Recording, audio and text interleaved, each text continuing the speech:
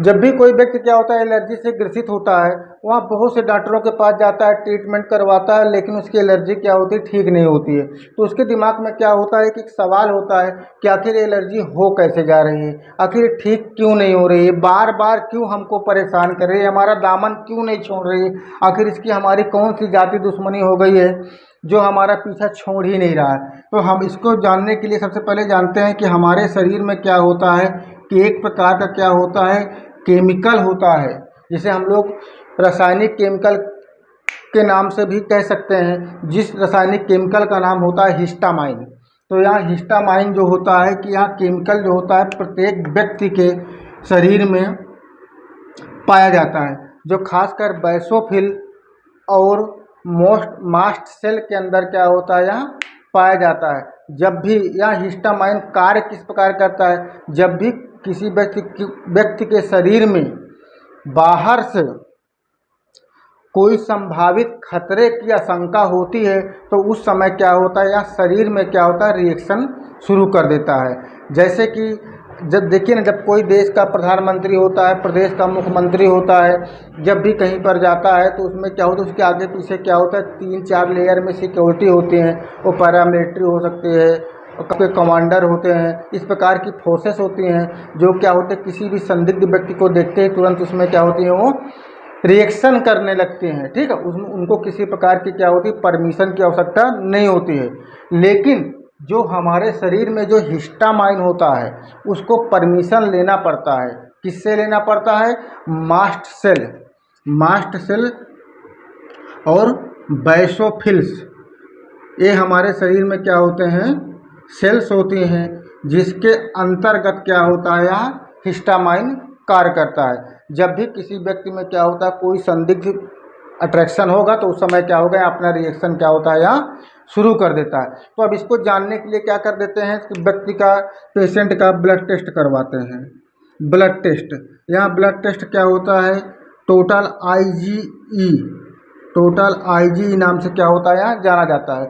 अगर इसमें क्या होता है, लेवल बढ़ा होता है, तो उसके आगे क्या होता है, इसमें एलर्जी पैनल टेस्ट कराया जाता है, जिसमें क्या होता है, व्यक्ति के दिनचर्या से संबंधित जो भी होता है, खाना पीना, कपड़ा लत्ता, साबुन क्रीम, जो भी हो रहा है, उन सब का टेस्ट लगाया जाता है। और उसमें पता लगता है कि उस व्यक्ति को किस चीज़ से क्या हो रही है, एलर्जी हो रही है। तो उस व्यक्ति को क्या होता है, उस चीज़ से परहेज करना होता है, क्योंकि इसका परहेज ही इसका इलाज होता है, इसका कोई इलाज होता नहीं है। नॉर्मल दवा खाने से क्या होता है, आराम हो जाएगा, बाकी फिर दिक्कत हो जाएगी। ठीक, शरीर में विभिन्न प्रकार के क्या होता है, सिम्टम देखने को मिल जाते हैं, जैसे कि शरीर में खुजली होना, रेड रेसेस आ जाना, चकत्ते टाइप क्या होते हैं, स्पॉट दिखाई पड़ना, ये सब सेल होती है शरीर के अंदर हमारे, उस मास्ट सेल्स के में पाया जाता है। या बैसोफिल जब भी आप लोग सीबीसी की जांच कराते हो, तो उसमें एक ऑप्शन होता है डीएलसी होता है, जिसमें पॉलीसाइट, लिम्फोसाइट, मोनोसाइट, स्नोफिलिया और बैसोफिलिया दिखते थे।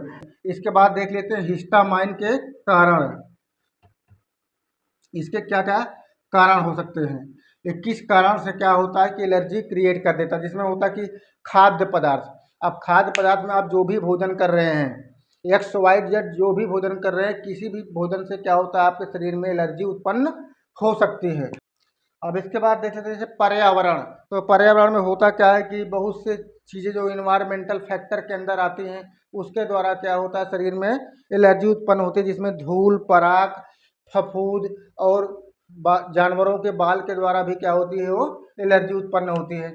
इसके बाद दवा से भी एलर्जी हो, दवा में क्या होता है, मोस्टली पेनिसिलिन हो गई, कुछ पेन किलर मेडिसिन हो जाती हैं, और बहुत सी दवाएं होती हैं जिसके द्वारा क्या होता है कि एलर्जी उत्पन्न होती है। इसके बाद देखते हैं इसमें कीड़े मकोड़े, कीड़े जैसे मानिए आप इसमें देखिए छोटे से सूक्ष्म जीव होते हैं, virus, bacteria, fungi, algae, protozoa, किसी के अटैक में आने से क्या होता है कि उसको एलर्जी बार बार उत्पन्न होने लगती है। अब कुछ केमिकल्स होते हैं। अब केमिकल्स में आप समझ लीजिए कि आजकल देखते हैं ना कि बहुत से सौंदर्य प्रसाधन के लिए क्या करते हैं, बहुत से क्रीम लगाते हैं, परफ्यूम लगाते हैं, साबुन, ऑयल्स का यूज करते हैं, उनमें से भी क्या होता है कि एलर्जी जो होती है वो उत्पन्न होती है। ठीक है, इसके बाद इसमें बात कर लेते हैं मेडिसिन की बात। आखिर इसमें कौन कौन सी मेडिसिन दी जाती हैं। तो इसमें क्या होता है कि नॉर्मल जो मेडिसिन होती हैं वो आपकी लियोसिट्रिजिन हो जाती है, लियोसिट्रिजिन, सिट्रिजिन, फेक्सोफेनाडिन, एक दवा होती है लोटाडीन। लोटाडीन, ये इतनी दवाएं क्या होती है जिस व्यक्ति को देने से क्या होता है, उसकी एलर्जी में क्या होती है कि राहत होती है। तो एक चीज़ हमेशा याद रखिएगा, एलर्जी का कोई इलाज नहीं है। एलर्जी का सिर्फ क्या है, परहेज ही उसका क्या है, इलाज है। तो जब भी आप एलर्जी का टेस्ट करवाएंगे तो उसमें क्या होता है कि वो सब चीज़ें क्या होती है, मेंशन होके आते हैं कि आपको किस चीज़ से क्या हो रही है, आपको एलर्जी हो रही है। तो लेकिन पूरी तरीके से ठीक नहीं होता है, इसमें सिर्फ और सिर्फ आपको उस चीज़ से क्या होता है कि परहेज ही करना होता है। ठीक है, ओके बाय।